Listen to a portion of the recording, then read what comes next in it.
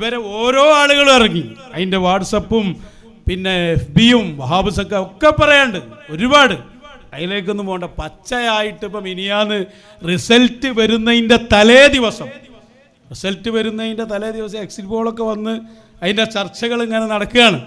ഏകദേശം ഭരണം മാറും എന്ന രൂപത്തിലുള്ള റിസൾട്ടുകൾ ഇങ്ങനെ വന്നുകൊണ്ടിരിക്കുമ്പോൾ പല വലിയ വലിയ നേതാക്കളൊക്കെ അവരവരുടെ ചാനലുകളിൽ വന്ന് പറഞ്ഞ വാക്കുണ്ട്. നമ്മളെ മലപ്പുറത്തിൻ്റെ ഒരു ചങ്ങായി ഹുസൈൻ സഖാഫി കാമിലി ഓമച്ചപ്പൊയ്യാറിനൊരാൾ, അങ്ങക്കൊക്കെ അറിയാം, അവിടുത്തെ വലിയ നേതാവാണ്. അയാളുടെ ചാനലിൽ അയാൾ വന്ന് പറയുന്നുണ്ട്, ഇപ്പോഴത്തെ ഈ എക്സിറ്റ് പോൾ ഫലമൊക്കെ വരുന്ന കാണുമ്പോൾ നമുക്ക് മനസ്സിലാകുന്നത് എന്താ അറിയോ, ഭരണം മാറുന്നാണ്. എങ്കിൽ ഒരു കാര്യം ഞാൻ ഉറപ്പ് പറഞ്ഞേക്കാം, വോട്ട് ചെയ്തൊരൊറ്റൊന്നിനും ബുദ്ധിയില്ല, അതുകൊണ്ടാണ് UDFന് വോട്ട് ചെയ്യുന്നത്. ഇവിടെ ഇത്ര വലിയ ഭൂരിപക്ഷത്തിൽ വിജയിക്കുമ്പോൾ വോട്ട് ചെയ്ത ആളുകളെ ഷണ്ഡന്മാരാക്കുകയാണ് AP വിഭാഗം. ആരെങ്കിലല്ല, കാമിൽ സഖാഫിയാണ്, ബിരുദധാരിയാണ്, കാമിലായ കളവ് പറയാൻ അത്രയും കഴിവുള്ള ആളാണ്.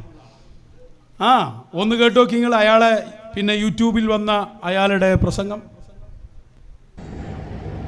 ഫലം വരുന്നതിന് മുമ്പ് പുറത്തു വന്ന എക്സിറ്റ് പോൾ പോലെ ഫലം എക്സാക്റ്റ് പോൾ ആയി വരികയാണ് എങ്കിൽ അതിനെക്കുറിച്ച് ഒരല്പം വിലയിരുത്തൽ ആവശ്യമാണ് എന്ന് മനസ്സിലാക്കിയത് കൊണ്ടാണ് ഈ വീഡിയോ ചെയ്യുന്നത്. എക്സിറ്റ് പോൾ മുഴുവനും പറയുന്നത്, അല്ലെങ്കിൽ മഹാഭൂരിഭാഗവും പറയുന്നത് UDF അധികാരത്തിൽ വരും എന്നാണ്. അഥവാ നിലവിലുള്ള സർക്കാർ താഴെ ഇറങ്ങും, പുതിയ സർക്കാർ വരും എന്നാണ്. ഇതുപോലെ തന്നെയാണ് അതിൻ്റെ ശരിക്കുള്ള റിയൽ റിസൾട്ട് എന്ന് പറയാൻ കഴിയില്ല. പക്ഷെ അങ്ങനെ ആണ് എങ്കിൽ നമ്മുടെ രാജ്യത്തെ ജനങ്ങൾ ചിന്താശേഷി മരവിച്ചു പോയവരായോ ഭൂരിഭാഗവും എന്ന് ആശങ്കിക്കുന്ന ഒരവസ്ഥയിലേക്കാണ് നാം നയിക്കപ്പെടുന്നത്. കാരണം കേരളത്തിന്റെ പുരോഗതിക്കും രാജ്യത്തിന്റെ നന്മക്കും.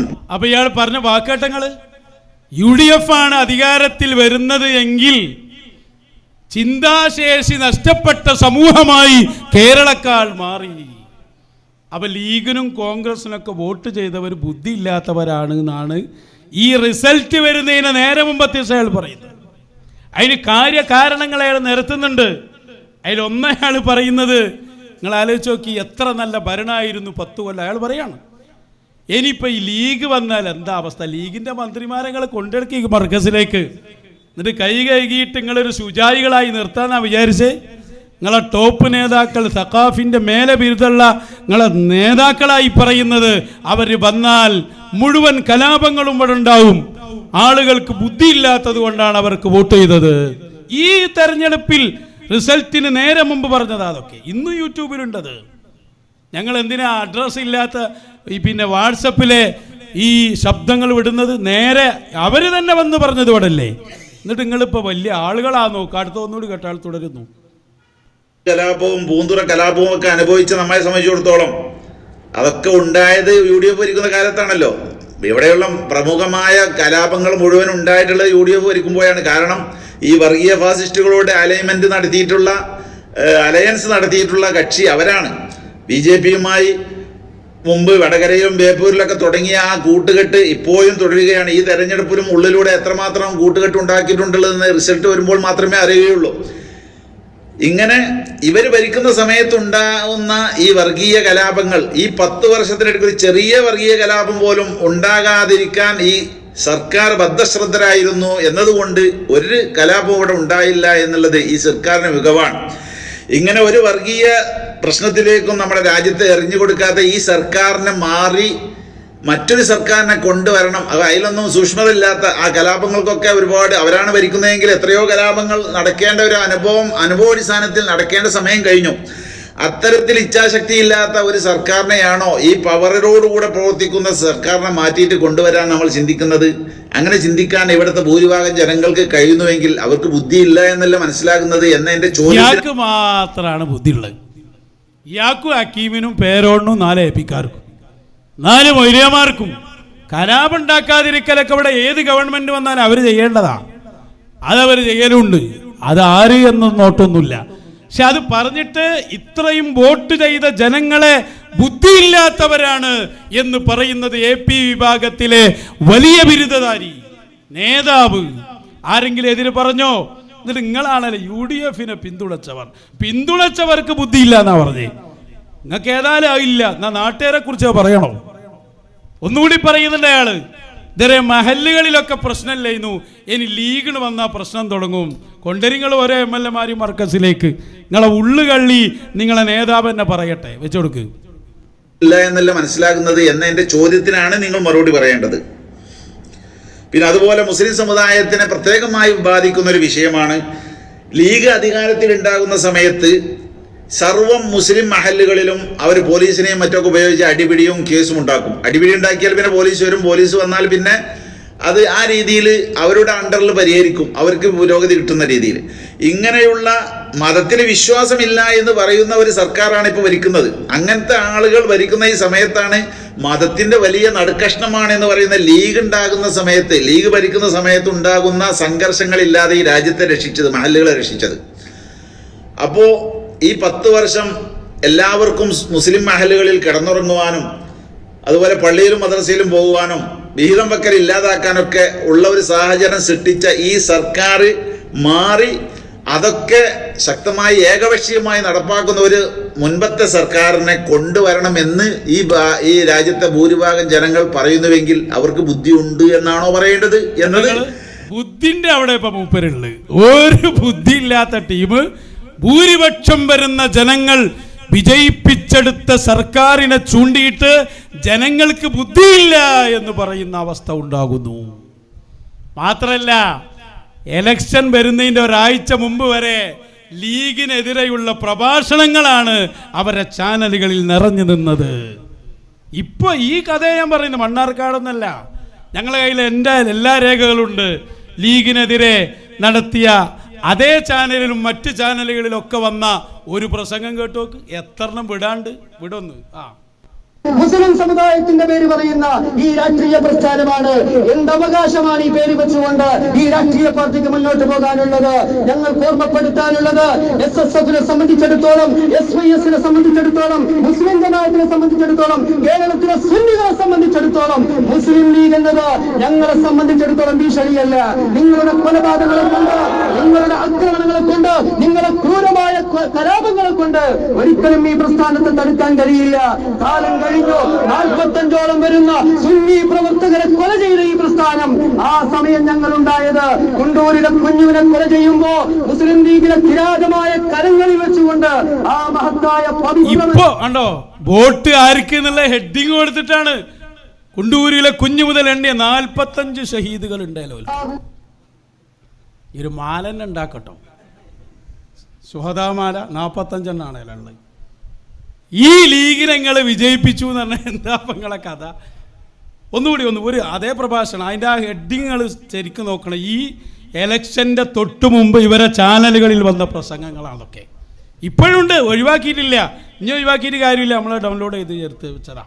ഒന്നുകൂടി അതിന്റെ ഹെഡിങ് വായിച്ചോ. കലാപം ഉണ്ടാക്കരുത് എന്ന് പറഞ്ഞ് യാത്ര നടത്തിയ, സ്നേഹ സന്ദേശ യാത്ര നടത്തിയ മുസ്ലിം യൂത്ത് ലീഗിന്റെ മുനിസിപ്പൽ പ്രസിഡന്റ് അടക്കം, വിദ്യാർത്ഥി പ്രസ്ഥാനമായ MSF-ന്റെ മുനിസിപ്പൽ പ്രസിഡന്റ് അടക്കമുള്ള നേതാക്കളാണ് ഇത്തരം കിരാതമായ ആക്രമണങ്ങൾക്ക് നേതൃത്വം കൊടുത്തതെങ്കിൽ ഈ സമുദായത്തെയാണോ, ഈ സമുദായ പാർട്ടിയാണോ സമുദായത്തെ രക്ഷിക്കാൻ വരുന്നത്? ഈ സമുദായത്തിന് എവിടെ ആക്രമണങ്ങൾ നേരിട്ടിട്ടുണ്ടോ ആ ആക്രമണത്തിന്റെ പിന്നിലൊക്കെ മുസ്ലിം ലീഗിന്റെ കിരാതമായ കരങ്ങളുണ്ട് എന്നത് ഞങ്ങൾ ഒരിക്കലും മറക്കാതെ സ്മരിച്ചുകൊണ്ടിരിക്കുകയാണ്. നിങ്ങൾ ചെയ്ത ആക്രമണങ്ങൾ എന്തൊക്കെയാണ്? ബോംബിട്ടുകൊണ്ട് സുന്നി കൈരളിയിലെ പണ്ഡിതന്മാരെ തകർക്കാൻ, അവരുടെ വാഹനങ്ങൾ തകർക്കാൻ, അവരെ കൊലക്കിരയാക്കാൻ വേണ്ടി ശ്രമിച്ചപ്പോഴും ഞങ്ങൾ പതറിയിട്ടില്ല. എന്നിട്ട് വേണ്ടേ ഈ കാലഘട്ടത്തിൽ എന്താ ഇതൊക്കെ പറഞ്ഞു കൊടുക്കുന്നത്? ഈ പണിയൊക്കെ ചെയ്യുന്നത് വരുവാണ്. ഗുണ്ടായിസം എന്ന് ഇവരുടെ സ്വന്തല്ലേ, അത് വേറെ ആർക്കും അവകാശപ്പെടാൻ പറ്റൂലല്ലോ. എല്ലാ നിലക്കും ഗുണ്ടകൾ ഇവരല്ലേ ആയി മാറിയത്. നമ്മൾക്കെതിരെ മുഴുവൻ സജീവമായ ഗുണ്ടായിസം നടത്തി. എന്നിട്ടിപ്പോ ലീഗിനെതിരെ നിങ്ങൾ അരയും തലയും മുറുക്കി ഇറങ്ങി തോറ്റ് തൊപ്പിയിട്ടപ്പോ ഇപ്പൊ ഞങ്ങൾ ലീഗിന്റെ ആള് നടക്കുവോ? ഞങ്ങളുള്ള കാലത്ത് നിങ്ങളതിന് വിടൂല. സ്വീകരണമൊക്കെ നിങ്ങൾ കൊടുത്തോളി, പക്ഷേ ഉള്ളു ഞങ്ങൾ എടുത്തു പുറത്തിടും. ആ ടീമിനല്ലേ നിങ്ങൾ വിശ്വസിക്കുന്നതാണെങ്കിൽ എന്താ ഇപ്പം നിങ്ങളെ കഥ? 45 ശ്രോതാക്കളെ കൊന്ന ആൾക്കാ സ്വീകരണം? എന്ത് 45 പോയിട്ട് ഒറ്റൊന്നുമില്ല, പച്ച നുണ പറയാം. അല്ലെങ്കിൽ പല സംഘടനയ്ക്ക് വേണ്ടി മരിച്ച ഷഹീദാ? എവിടുക്കാ നിങ്ങൾ കൊണ്ടുപോകണം? അതുകൊണ്ട് ഇവിടെ മൊത്തം വിലയിരുത്തി കഴിഞ്ഞു. നിങ്ങൾ വട്ടപൂജയാണെന്ന് ഇവിടുത്തെ സോഷ്യൽ മീഡിയയും ഇവിടെയുള്ള എല്ലാ വാർത്താ ചാനലുകളും ഒന്നിച്ച് രേഖപ്പെടുത്തുന്ന കാര്യത്തിൽ ഒരു ചെറിയ കഷ്ണം കൂടി കാണിച്ചു കൊടുക്കുക. ഈ കെ സുന്നി വിഭാഗങ്ങൾ ഒരു വിഭാഗത്തെയും SDPIയെയും കാന്തപുരം AP സുന്നി വിഭാഗത്തെയും കൂട്ടുപിടിച്ച ഇടതുപക്ഷത്തിന് സമുദായം തിരഞ്ഞു നിർത്തിയ സ്ഥാനാർത്ഥികൾക്ക് ജയിച്ചു കയറാനായില്ല എന്നുള്ളത് ഇരുട്ടടിയായി.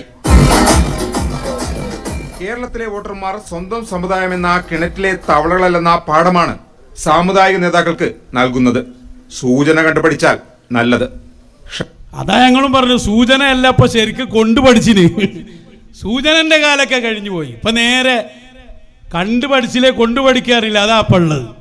അതുകൊണ്ട് നിങ്ങൾ ഈ ഇലക്ഷനിൽ അതിന്റെ 1-ാം തീയതി മുതൽ റിസൾട്ട് വരുന്ന ദിവസം വരെ ഇവിടുത്തെ UDF-നും ലീഗിനുമെതിരെ നിങ്ങൾ പ്രസ്താവനകൾ ഇറക്കി, വാട്സപ്പ് സന്ദേശങ്ങൾ അയച്ചു, നിങ്ങളെ യൂട്യൂബ് ചാനലുകൾ അതിനായി പ്രവർത്തിച്ചു.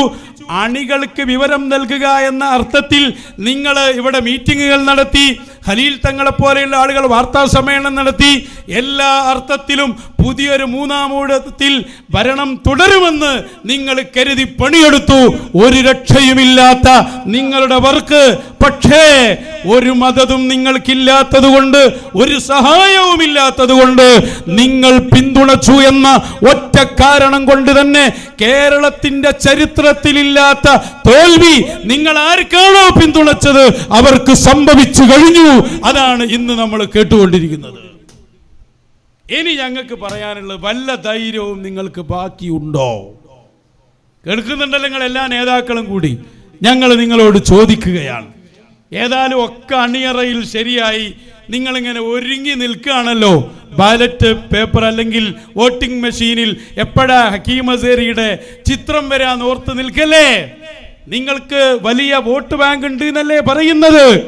അണികളുണ്ട് എന്നല്ലേ സമ്മേളനം കണ്ട് വിലയിരുത്തിയത്? ഓ മുസ്ലിം ജമാഅത്തുകാരാ, മുസ്ലിം ജമാഅത്ത് എന്ന പേര് രാഷ്ട്രീയ പാർട്ടിയുടെ പേരാക്കി മാറ്റിയിട്ട് ഇന്ത്യയിലെ അല്ലെങ്കിൽ കേരളത്തിലെ ഓരോ നിയമസഭാ മണ്ഡലങ്ങളിലും നിങ്ങളുടെ സ്വന്തം ആളുകളെ ഇറക്കിയിട്ട് ഒരു തെരഞ്ഞെടുപ്പിനെ നേരിടാൻ മുസ്ലിം ജമാഅത്തിന് കഴിയുമോ എന്ന് ഞങ്ങൾ ചോദിക്കുകയാണ്. ഇറങ്ങിക്കളിക്ക് നിങ്ങൾ. അങ്ങനെ ഒരു കാലം നിങ്ങൾക്ക് വരുമെങ്കിൽ അന്നാണ് ജനം ഒന്നുകൂടി തിരിച്ചറിയുക, ഇല്ല, മുസ്ലിം ജമാഅത്ത് എന്നത് ഊതി വീർപ്പിച്ച ഒരു ബലൂൺ മാത്രമാണ്. അതിനെ സാവിയത്ത് സൂഫിയ എന്ന മശായിഖിന്റെ അഹില് ചെറിയ ഒരു കുത്തുകൊടുത്താൽ ആ ബലൂണ് മുഴുവനും പൊട്ടിപ്പൊളിഞ്ഞ് പാളീസാവുകയല്ലാതെ ആദർശത്തിന്റെ മുമ്പിലോ രാഷ്ട്രീയപരമായോ പിടിച്ചു നിൽക്കാൻ പറ്റിയ ഒരു അണു അളവ് ശക്തി പോലും ഈ ജമാഅത്തിനില്ല എന്നതിന് കാലം സാക്ഷി. മശായിഖന്മാരാണ്.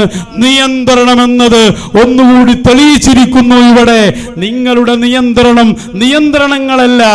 ആർക്ക് ഇവിടെ അധികാരം കൊടുക്കണം, ആർക്ക് അധികാരം കൊടുക്കണ്ട എന്ന് തീരുമാനിക്കാൻ അവരെയും നിയന്ത്രിക്കുന്ന മശായിഖ് ഇവിടെ ഉണ്ട്. അവരാണ് ഇതെല്ലാം നിയന്ത്രിക്കുന്നത് എന്ന ബോധം നിങ്ങൾക്കുണ്ടാകണം. ഒരു രക്ഷയുമില്ല, ആശയുമില്ല, ആദർശവുമില്ല, രാഷ്ട്രീയവുമില്ല, ഒന്നുമില്ലാത്തൊരു ടീമായി പോയി. അൽഹംദുലില്ലാ.